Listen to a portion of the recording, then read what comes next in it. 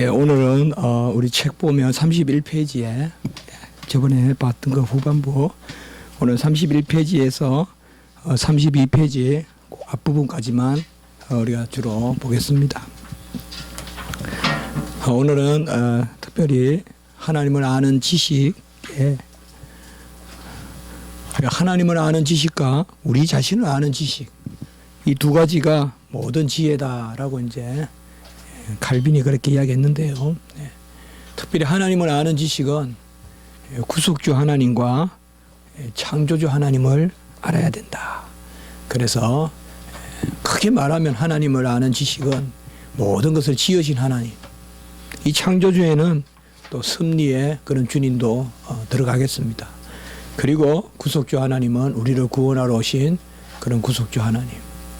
오늘 오전에 말씀을 통하여서도 바로 예수님께서 그런 말미암아 천지를 지으시고 또 그가 그런 천지를 또한 보존하시고 지키시고 또 그가 구속하러 오셨다. 그래서 거기도 창조주 구속주가 이렇게 나왔는데요. 오늘도 바로 이 말씀을 통하여서 그렇게 우리가 하나님은 천지를 지으시고 또 구속하신다. 사실 지으신 것은 대상이 우리 인간만 해당하는 게 아니고 모든 피조물은 다 지음을 받은 것이죠. 하나님 외에는 존재라는 게 없습니다. 하나님만 존재시고 나머지는 다 하나님이 만든 존재죠. 그러니까 영원히 하나님 한 분만 계셨습니다. 어떤 자료가 있었던 것도 아니고 어떤 계획이 있었던 것도 아닙니다. 그래서 모든 것을 지으신 하나님, 창조주 하나님이신. 구속주 하나님이라고 할 때는 특별히 인간이 이제 하나님이 인간을 향한 특별한 섭리가 있었는데 왜 이 구속주라는 것이 이렇게 창조주와 맞닿아 있느냐. 사실 하나님은 인간을 지으려고 했어요. 다른 것은 전부 다 인간을 짓기 위한 방편이에요. 제가 전에도 계속 그렇게 말씀을 나눴잖아요, 우리가요. 아기 낳으려고 기저귀도 준비하고 또 어떤 그 베비 바스 같은 거, 그 목욕하는 목욕통도 준비하고 또 베비 시트도 준비하고 다 하지 않습니까? 무슨 저고리도 준비하고 아기 낳으려고 하는 거죠, 아기 낳으려고. 모든 것은 인간을 지으려고 해도 별도 달도 만들었어요. 인간을 지으려고. 우리가 읽어볼수록 뚜렷한 하나님의 창조의 목적은 바로 인간 창조에 있어요. 그래서 그 인간과 안식했다. 인간을 짓자마자 안식했다는 것은 아기를 낳자마자 엄마와 아기와 편히 쉬는 모습 똑같은 거예요. 인간의 목적에 있기 때문에 인간을 지으시고 안식하는 거죠. 그렇게 보면 창조도 그 인간 창조라 해도 돼요, 사실.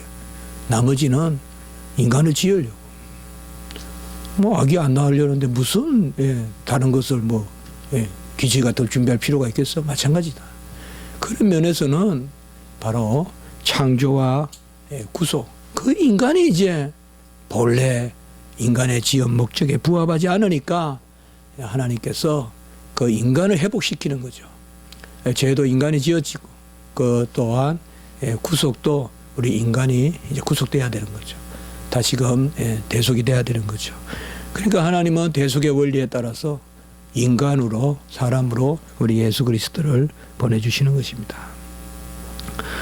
어릴 때 다리를 건너면 교회가 있었는데 우리 고향에서는 우리 고향에는 제가 면소재지에 살았지만은 면소재지에 교회가 있는 것이 아니라 수상이라고.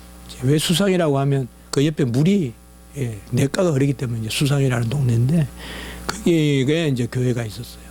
다른 건 전부 다 우리 면소재지에 있죠.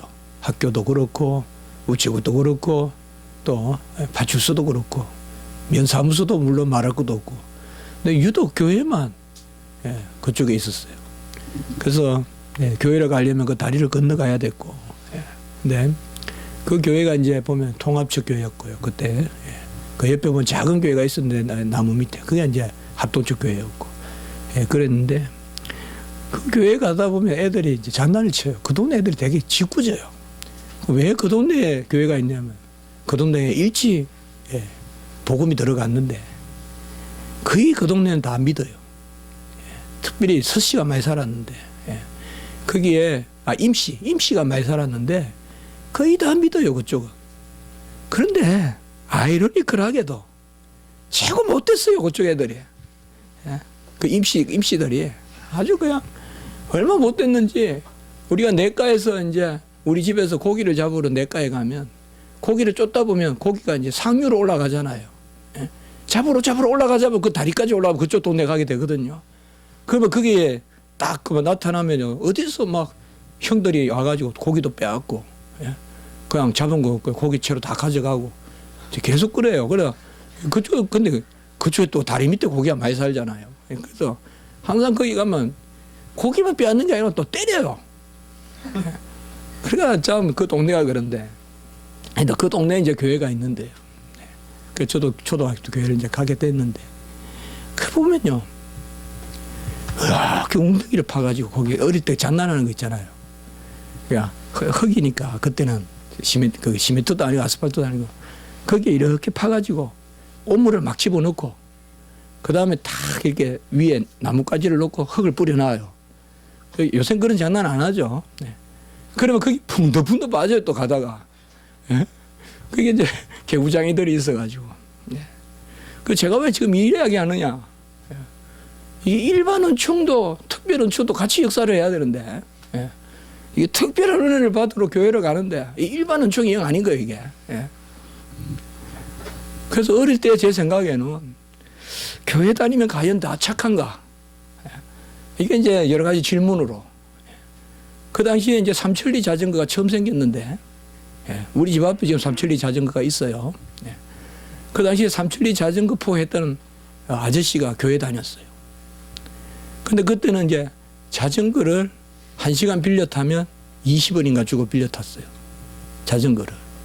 그래서 저도 자전거 그때 배웠는데, 배우다가 팍 꼬꾸라뜨리고 이러는데, 아니, 넘어지면 애 다친 거 생각 안 하고 왜 자전거만 이렇게 고장났냐고만 이야기해요. 그 앞에서 푹 넘어져도 야, 안 다치냐 이래야 되는데, 마치 뭐 옛날 우리나라에 초창기에 비행기가 돌아가지고 파일럿들한테 사람은 죽어도 비행기는 구하라. 사람 죽고 어떻게 비행기를 구해요? 비행기를 몰아야 잘 비행기가 가지. 근데 파일럿들한테 그렇게 가르친다는 거예요. 우리 고등학교 1학년 때 선생님이 그러더라고요. 사람은 죽어도 비행기는 구하라. 너희들은 우리 반을 위해서 1학년 5반을 위해서 헌신하라 이거예요. 1학년 5반이었거든요. 제가 대구에. 사람은 죽어도 비행기는 구하라. 그래서 우리가 이게 논리가 떨어지지만 사람이 죽는데 비행기 구하냐 이거야. 사람이 떨어지면 비행기도 같이 떨어지겠지. 하나님을 아는 지식에는 보면, 그러니까 창조주 하나님과 구속주 하나님. 우리가 주로 창조주 하나님은 일반 은총이다 이렇게 이야기합니다. 일반 은총은 뭐예요? 교통 질서, 하늘의 별, 사시사철 운행, 인간 전체가 일반 은총이죠. 이게 창조예요. 아까로 말하면 길 갈 때 질서 지켜주는 거, 이것도 창조의 질서고 섭리의 질서거든요.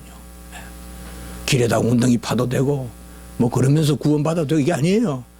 이건 계획주의지 못해요. 그 교회는. 우리 어릴 때 그 교회는.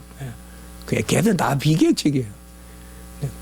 그쪽 동네도 엄청 목사들이 많이 나와요. 그런데 다 목사님들 그런 사람들인 거 알면 돼요.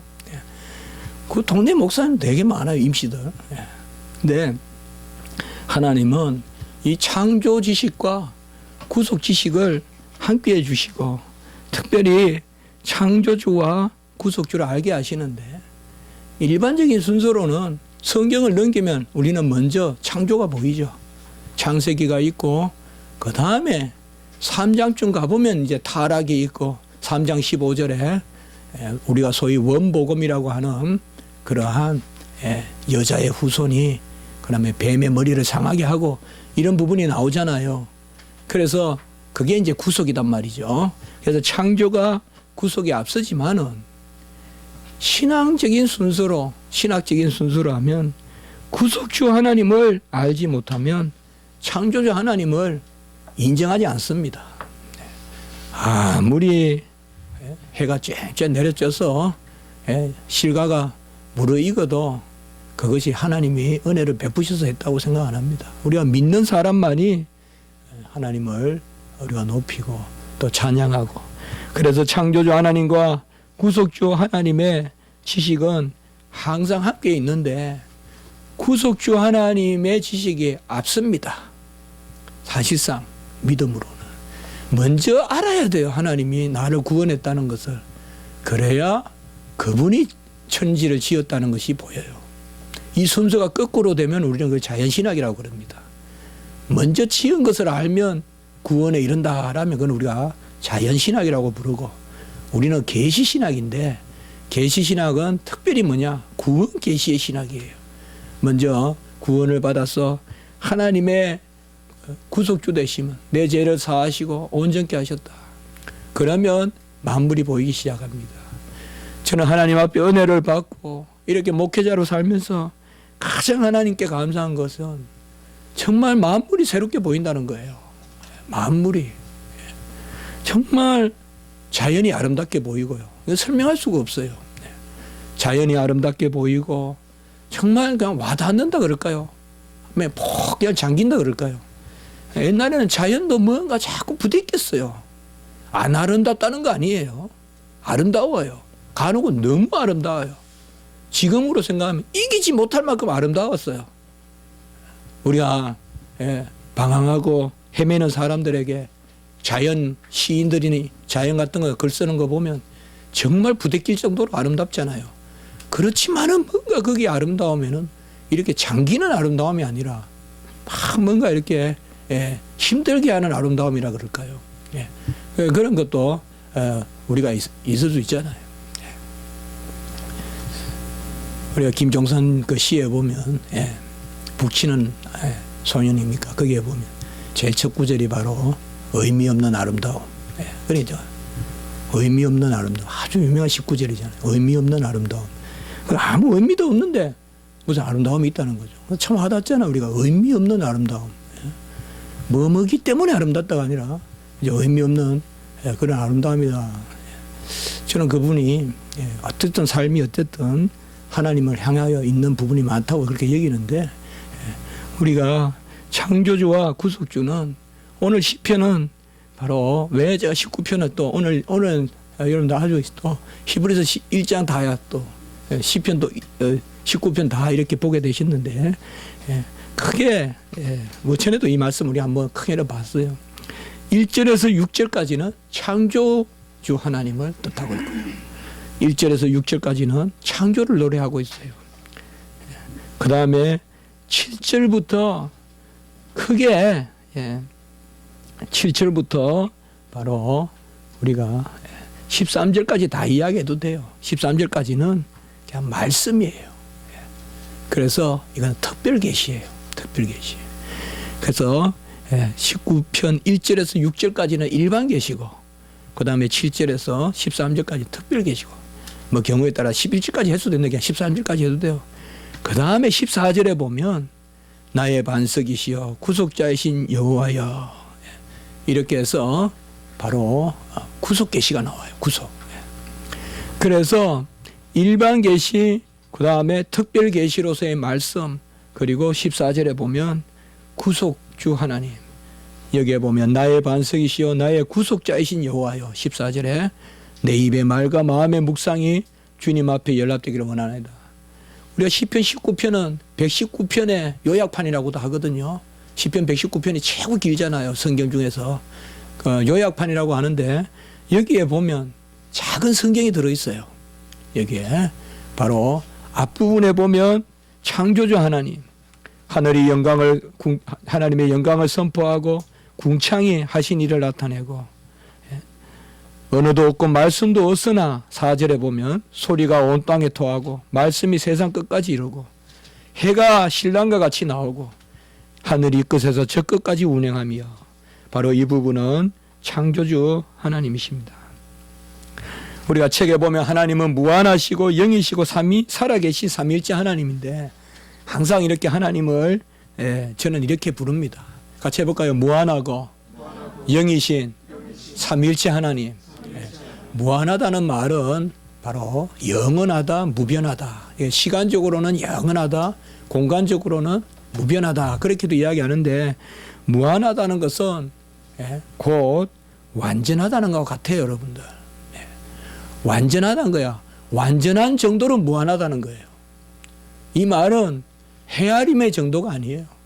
하나님의 무한하다는 것은 완전함이에요. 누구로서? 완전하다는 건 뭐예요? 주어가 있어야 될 거 아니에요. 나무는 나무로서 완전하고 하나님은 하나님으로서 완전한 거죠. 하나님이 하나님으로 완전한 만큼 꽉 차 계시고, 그 다음에 영이라는 말은 스스로 계심을 이야기해요. 스스로 계심. 스스로 계시지 않는 건 전부 물이에요. 피조물, 인물, 동물, 식물, 이거 전부 피조물이에요. 물자가 등장한 것은 전부 피조물이에요. 하나님은 스스로 계시어서 이것을 성경은 영이라고 부르는 거예요. 그래서 하나님은 영이시니라고 할 때 그 영을 너무 영혼과 생각하면 안 돼요. 영과 영혼은 틀려요, 여러분들. 하나님의 영이시니 할 때 영은 스스로 계신다는 거예요. 영혼은 인간과 천사에게만 있는 거지. 하나님은 영혼이 없어요, 여러분들.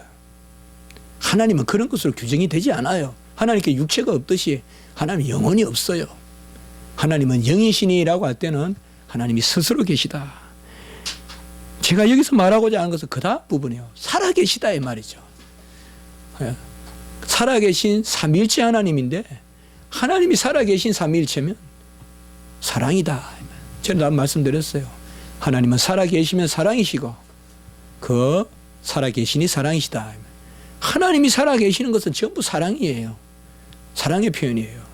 그래서 스스로 계시고 모든 것을 채우시는 하나님이 사랑의 하나님이고 살아계신 하나님인데 그 하나님이 살아계신 사랑을 두 가지로 표현하시는데 그것이 바로 창조와 구속이다 이 말이에요. 창조도 사랑의 하나님이에요. 구속도 사랑의 하나님이고, 창조는 중립적인 하나님이고 구속은 사랑의 하나님 아니에요. 창조는 사랑도 없고 미움도 없는 상태로서 지은 게 아니에요. 창조도 사랑으로서 지은 거예요. 제가 유학 가기 전에 사랑에 대해서 연구해 보려고 했어요. 하나님의 사랑이 뭔지. 그래서 그런 데 관심도 많이 가져봤는데 우리는 주로 구속의 사랑을 많이 이야기하지만 진짜 우리가 아까도 말씀드렸듯이 구원받은 백성은 이 창조에서도 사랑을 우리가 노래할 수 있어야 돼요. 그게 오늘 1절에서 6절까지예요. 신랑과 같이 나오고 해가 또 이렇게 하고요.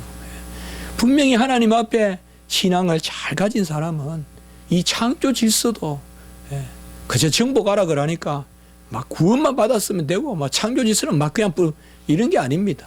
자연도 귀하게 여기고 너무 이렇게 파렴치한 그런 자연의 것들은 또 취하지 않고 너무 이렇게 막 잔인하게 죽이지 않고 동식물도 이런 것도 다 사실상 그렇거든요. 뭐 한때 우리 기독교가 계속 열방하고 하다 보니까 기독교가 너무 잔인하게 이렇게 정복하는 이미지가 있었지만은 사실 그렇습니다. 그래서 하나님은 자기가 필요하셔서 자기 필연성에 따라서 지으십니다. 자기 경륜과 작전대로 지으시는데 어떤 이데아도 없고 어떤 존재의 유출도 없이 없는 데서 지으신 것입니다. 무로부터 모든 것을 지으셨습니다. 모든 존재는 하나님으로부터 지음을 받았대. 하나님의 일부는 아닙니다. 이게 바로 비밀입니다. 만유 안에 만유의 하나님이라고 해서 모든 피조물이 하나님의 일부라 그러면 그 신비주의고 그것은 범신론입니다. 분명히 하나님은 모든 것을 지으시고 만물은 하나님의 영광을 드러내고 하나님의 권능을 드러내지만은 신성이 들어있다라고 하는 것은 신성을 드러낸다는 말이지 만물이 신성을 가지고 있다는 말은 아니에요. 그래서 피조물을 섬기면 되는 것이 아니고 피조물의 신성이 있으니까 피조물은 하나님의 일부니까 피조물을 잘 연구하면 하나님이 보인다. 피조물을 끌어올리고 피조물에 극한을 취하면 그게 하나님이다. 이게 바로 우리가 신학에서 말하는 존재의 유비라는 겁니다. 거기 제가 갈로 했었지만은 존재의 유비다. 이 말은 뭔가 하면 우리보다 좀 더 나은 존재가 하나님이다. 우리 인간보다 좀 더 나은 존재가 하나님이다. 인간 안에도 하나님의 소질이 있고 요거보다 조금 순수한 게 하나님이다. 아니다 이 말이에요. 그래서 크게는 우리가 존재의 유비냐 신앙의 유비냐 그런 말을 하는데 우리는 존재적으로 접근하면 안 됩니다. 그러니 내 사상보다 더 고급한 사상이 하나님이다 라고 말하면 안 됩니다. 이게 바로 중세의 토마스 아퀴나스가 이 생각을 한 겁니다. 인간의 이성도 있고 하나님의 이성은 있는데 하나님의 이성은 higher reason이고 인간의 이성은 lower reason이고 인간은 좀 더 낮은 이성이고 하나님은 고급스러운 이성이고 아닙니다. 하나님의 생각은 우리가 미칠 수가 없습니다. 하나님의 오묘함은 우리가 가닿을 수 없습니다. 그러므로 창조주 하나님에 대한 우리의 고백은 귀하고 선하고 아름답되 피조물이 하나님의 일부가 될 수는 없다. 이것을 아셔야 됩니다. 피조물이 하나님의 일부라. 그것을 나아가서는 인간이 하나님의 일부다 라고 이렇게 이야기하면 그것은 가장 잘못된 그런 이야기인 것입니다. 이러한 하나님을 아는 지식, 이러한 지식은 바로 오직 우리가 특별한 하나님의 말씀을 받아야 됩니다. 그것이 오늘 이제 7절부터 나와 있는데 여호와의 율법, 여호와의 증거, 여호와의 교훈, 여호와의 계명, 여호와를 경외하는 도 이렇게 나오는데 여호와의 법 6개 나오잖아요. 이건 다 성경하고 똑같은 말이에요. 성경이란 말하고. 구약 시대 때 율법이라고 하면 성경이라고 생각하시면 돼요. 그래서 성경은 안전하고 성경은 확실하고 성경은 정직하고 성경은 눈을 밝게 하고 성경은 정결하고 성경은 다 어려우니 금보다 순금보다 꿀성이보다 귀하고 달다. 그렇게 보시면 됩니다. 사실 창조도 우리가 그냥 보고 느끼지만은 삼위일체 하나님이 창조를 하신 것입니다. 모든 것을 주의 손으로 지었다. 시편 102편 25절에 보면 바로 주여 태초에 주께서 땅에 기초를 두었나니 주께서 모든 것을 지었었습니다. 그리고 말씀으로 지었습니다. 시편 33편 6절에 보면 여호와의 말씀으로 하늘이 지음이 되었으며 그 만상을 입 기운으로 이루었도다. 시편 33편 6절. 말씀은 성자고 입 기운은 성령이에요. 그렇기 때문에 창조 사역이 삼위일체의 사역입니다. 이러한 창조주 하나님을 우리가 오직 어떻게 아느냐? 바로 구속주 하나님을 만나야 안다는 것입니다. 분명한 우리의 순서는 거듭나야 창조가 보인다는 거예요. 은혜는 누립니다. 거듭나지 않아도 햇빛을 받고 비를 맞습니다. 그러나 그것이 무엇을 의미하는지, 그 비가 누가 내려주신 것인지, 그 햇빛이 누가 쪼여주시는 것인지를 알려면 오직 우리는 하나님을 먼저 영접해야 돼요. 절대로 자연적인 은혜로는 구원에 이를 수 없습니다. 자연적인 은혜로는 구원에 이를 수 없어요. 그래서 그리스도 안에서 구속주로 하나님을 계시하는데 예수 그리스도를 우리가 영접해야 알게 되는 것입니다.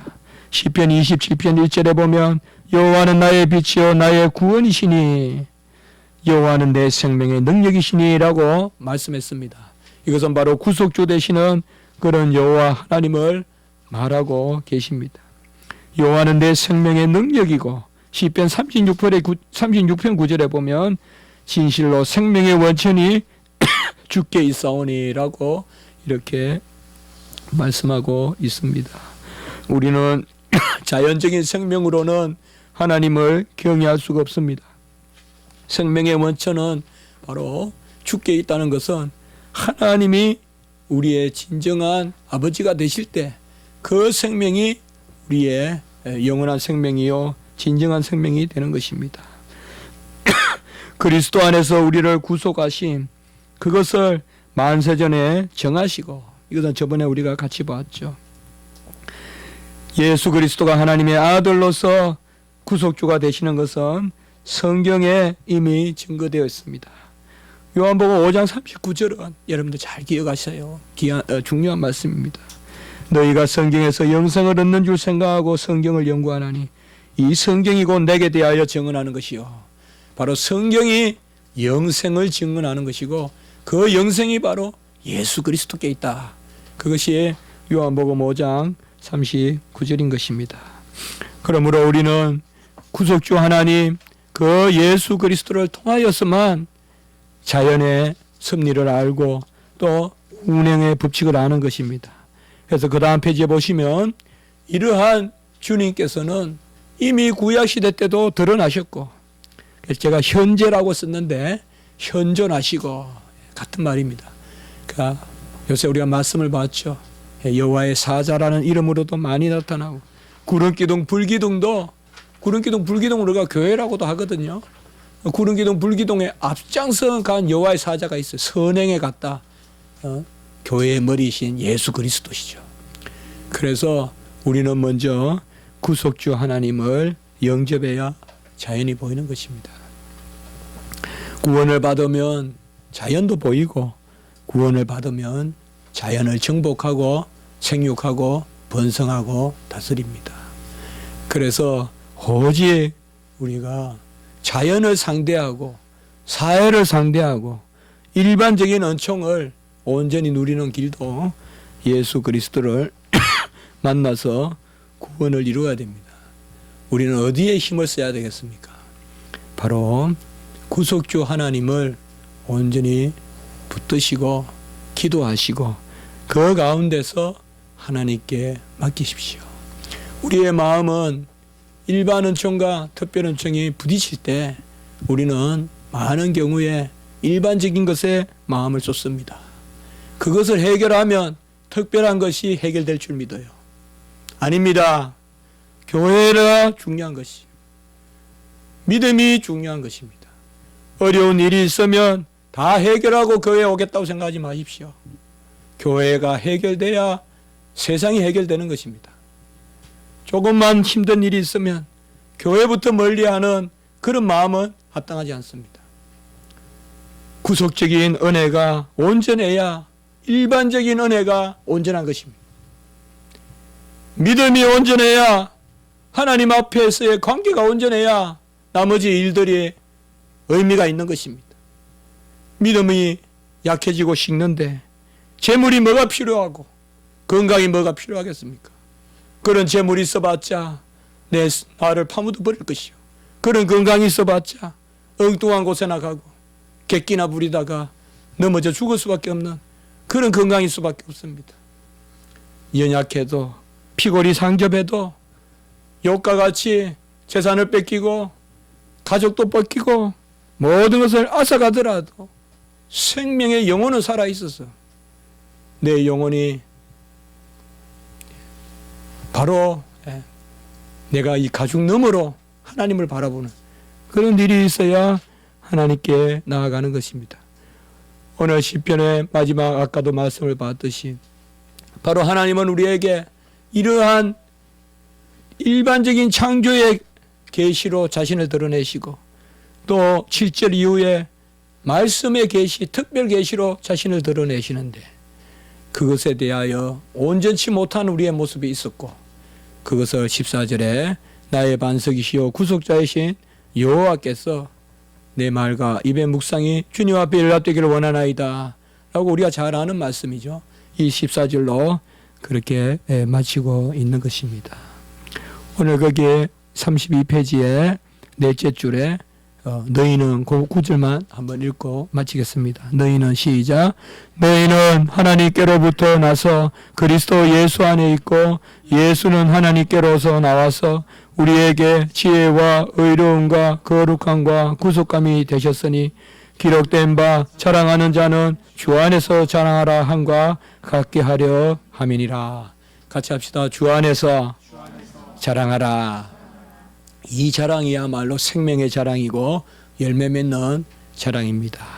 여러분, 많은 일들이 있습니다. 우리가 형편이 부딪힙니다. 내 능력이 부족합니다. 간혹은 내 뜻과 생각조차도 온전치 않습니다. 우리가 무엇을 구해야겠습니까? 내 생각을 먼저 고쳐야 되겠습니까? 내 형편을 먼저 바꿔야겠습니까? 그때 하나님이 나에게 다가오실 것입니까? 주님을 생각하면서 주님이 우리를 향하신 뜻이 뭔지 생각하십시오. 주님이 할 일을 주님께 맡기십시오. 우리는 우리가 할 일을 하면 되는 것입니다. 그것이 분별이요 지혜로운 것입니다. 홍해를 마르게 하시는 것은 하나님이 하실 일이지 우리가 할 수 없는 일입니다. 우리는 잠잠히 기도하면 되는 것입니다. 먼 길을 가고 많은 일을 계획하는 무슨 일을 또한 하나님 앞에 하고자 하는 우리 성도님들, 하나님이 하실 것은 하나님께 맡기십시오. 재산, 돈, 이것은 하나님이 하실 일입니다. 우리는 어떻게 하나님께 영광을 돌릴 것인지 내 심중에 중심을 가지고 계획을 잡으십시오. 내가 할 수 없는 일을 가지고 힘들어하지 마십시오. 노심초사하지 마십시오. 하나님이 하실 일을 하십시오. 돈은 일반 은총에 속한 것입니다. 하나님의 일을 하여 하나님께 헌신하는 것은 특별 은총에 속한 것입니다. 무엇을 먼저 중심에 두어야 될지 잘 생각하십시오. 아무리 아끼는데 뛰어나고 아무리 재산을 잘 경영해도 하나님의 일을 할 수 없습니다. 그러나 하나님의 일에 힘쓰면 훨씬 많은 것으로 채워줄 줄 믿습니다. 구속주 하나님을 먼저 앙망하시고 예수 그리스도께 입맞추시면 모든 일들이 우리 안에 온전해질 줄 믿습니다. 기도드리겠습니다. 거룩하고 자비로우신 하나님 아버지, 간혹은 교회에 들어가는 문 앞에도 웅덩이가 있습니다. 그러나 하나님 아버지, 그것을 걷어내서 되는 것이 아니라 교회가 그것을 걷어낼 줄을 믿습니다. 우리는 먼저 구속주 하나님, 은혜의 하나님, 특별한 은총의 하나님을 바라보고 그 가운데 일반적인 모든 일을 이루시는 그 역사를 기대하는 저희들이 되게 해 주시옵소서. 자녀됨의 고백이 없는데 어찌 이 세상에서 머리가 되겠나이까. 하나님 아버지, 모든 것을 하나님 앞에 맡기고 여호와 하실 일은 여리고 무너뜨리고 홍해 가르고 요단에 물 멈추게 하시는 분은 우리 하나님이시오니 그 일 우리가 할 일 없사오니 우리는 기도하고 할례 거행하라면 할례 거행하고 오히려 연약해 보여도 아버지의 전쟁을 앞두고 살을 베는 그 미련함이 있어 보여도 그런 특별한 은총으로 하나님 앞에서는 저희들이 될 수 있도록 주여 도와 주시옵소서. 감사하옵고 구주 예수 그리스도 이름으로 기도드리옵나이다. 아멘.